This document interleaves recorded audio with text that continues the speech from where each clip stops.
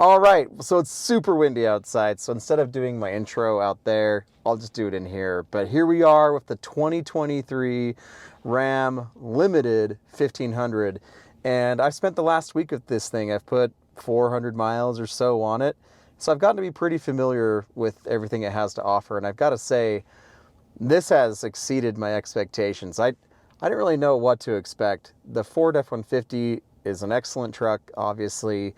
I spent some time in the recent GMC AT4X and the GMC Sierra Denali Ultimate, which is actually only a couple grand more than what this is. So that's an interesting comparison that we'll have to chat about. But this Ram 1500 Limited is really impressive, and it's not cheap. You know, $78,000 really is, starts to add up, but I think it's pretty great. So I'm going to take you for a ride. I took a bunch of shots, which I'll show you as well, the exterior, interior, and but just overall, know that if you're interested in the Ram 1500, especially like the upper trims, here at the Limited, I think you're going to be pretty pleased. This is a phenomenal truck for a lot of reasons. All right, so turning the gear select dial into drive here. An interesting thing for me in the last, couple years now, I guess, is I never really considered myself to be much of a truck person, but here we are.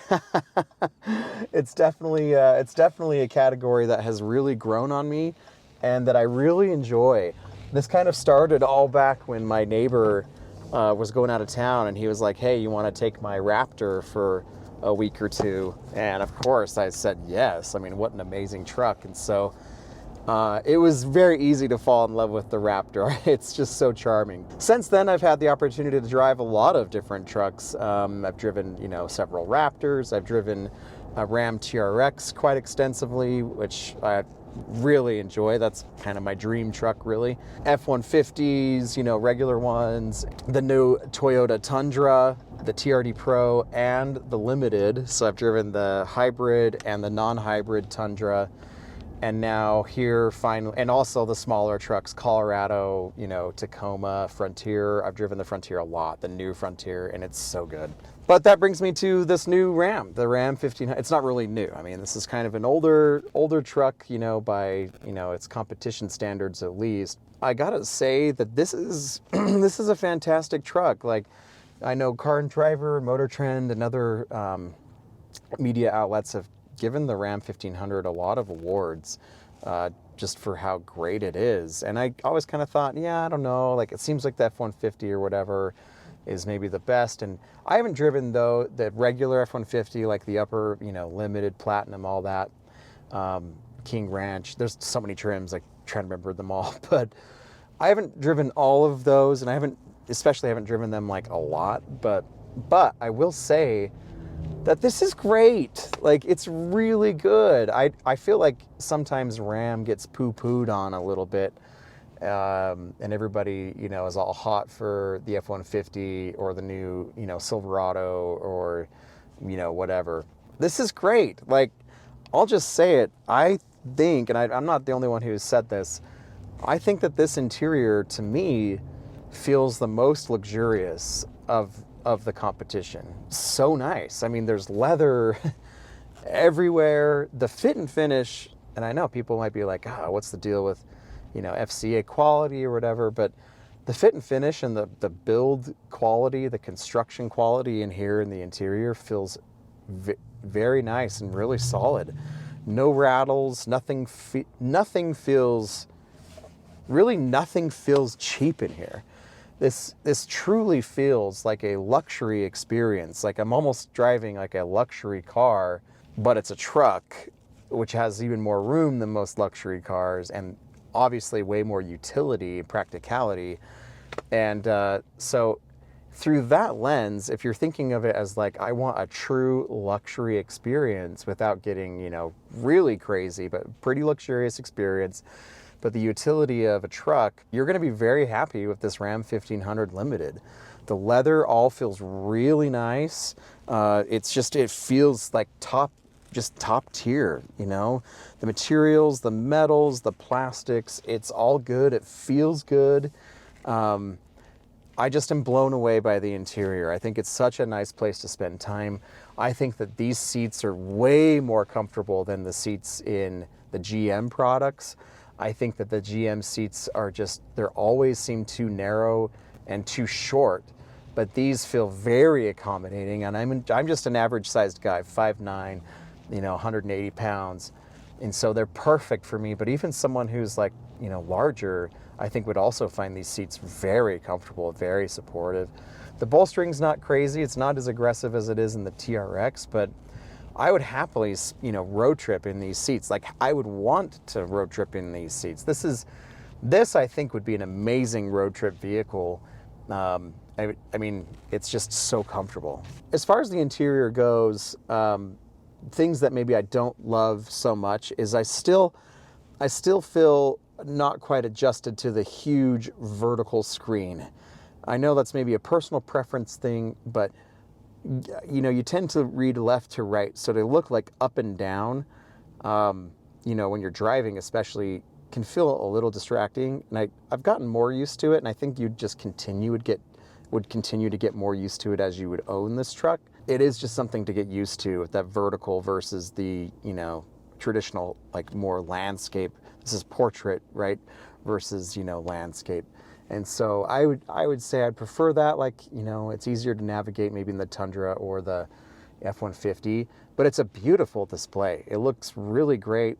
No issues. I know some people have had Uconnect 5 issues, but I didn't experience any during my time. The wireless Apple CarPlay was perfect. It cut out maybe a couple times, but like super easy to connect, super easy to use. There's also just plenty of storage. I mean, the sliding cubby here kind of reminds me of what's in some of the Chevy products, but you can slide this to make more room. You've got a huge cubby underneath there. You've got this top tier. You've got this under here that can really fit bags or, other loose items to keep them secure. The doors have plenty of pockets. You can put your wallet, your phone, other knickknacks, pens, whatever. It's really impressive. Rear seat space is phenomenal. I think that there is slightly more room in here than in the F-150 in the rear seat. It's so comfortable.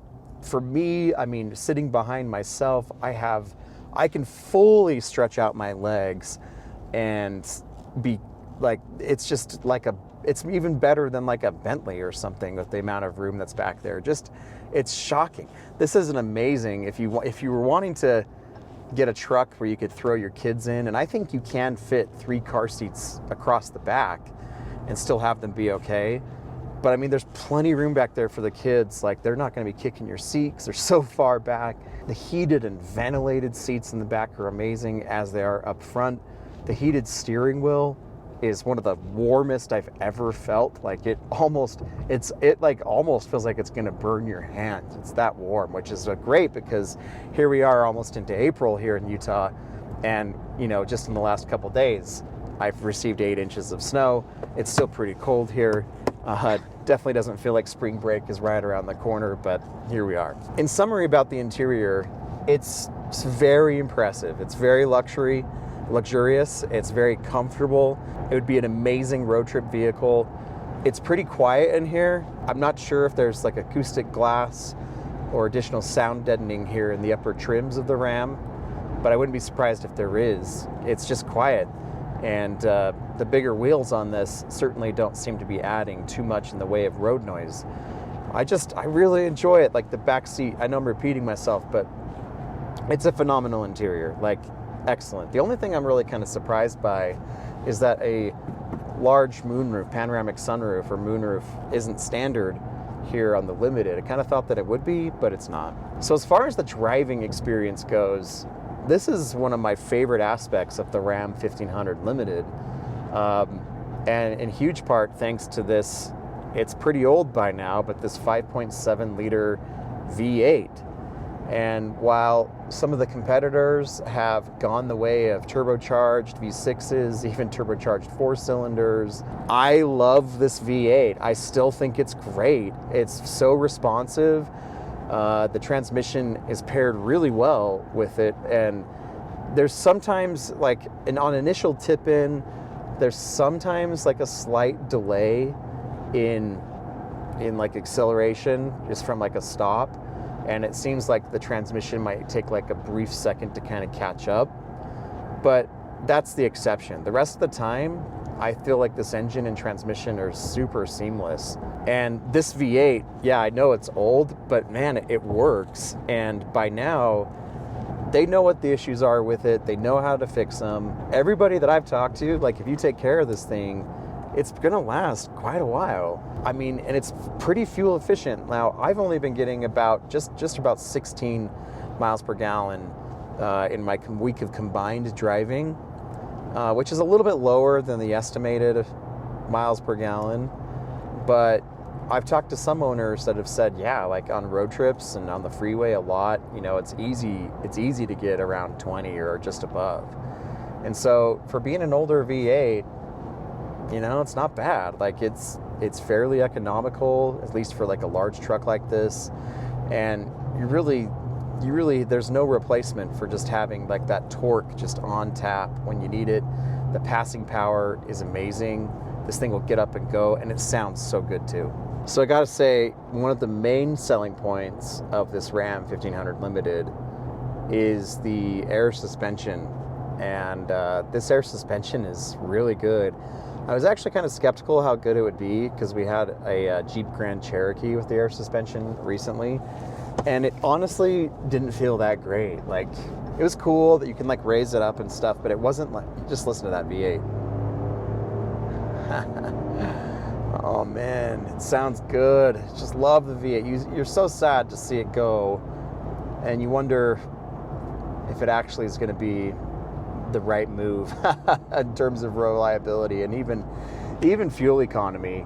I mean, with that Tundra, I wasn't getting much better fuel economy than I am in this, so take that for what you will. But anyway, back to the air suspension. It's so nice. This thing rides so well. There's some stretches of freeway here where it gets like really bouncy, or it can, and it has in other trucks that I've tested. But this does not. I mean, you can kind of feel it, but it just really absorbs the bumps and goes over them so nice. It's just a phenomenal truck. All right, so to sum things up, guys, this is a fantastic truck. I think Ram is sometimes overlooked. Do I think it's maybe a little slightly overpriced? Maybe a little bit, but everything's expensive right now. Every truck, like similarly equipped like this one, is going to be expensive. With the Ram, you get that 5.7 liter V8, which is cool, whereas it's hard to find a V8 with some of the competition. I mean, you can find them, but this is like kind of standard here in the 1500 Limited. And I kind of wish that they would offer the 392, the 6.4 liter, 470 horsepower, at least in the Jeep. That'd be, I think, a riot. I think it would wake this thing up even just a little bit more. It makes pretty good power as is, like 390 horsepower, like I think it's 410 pound-feet of torque, so it's no slouch. But just that 392 would be a lot of fun. So yeah, just in conclusion, I think if you are okay with the styling, which I think is maybe a little more subdued than some of the competition, and it maybe feels a little older in some ways than some of the competition, I think in trade, what you're getting is you're getting the V8, you're getting some more subdued styling, which a lot of people like, a little more under the radar. You're getting a beautiful and luxurious interior, which I gotta say, if you gotta be okay if the Limited with all this stitching. There's lots of embroidery, which I don't know if everybody's gonna be stoked about. I don't know if it's totally my vibe, but I think I could overlook it because the rest of the interior is so nice.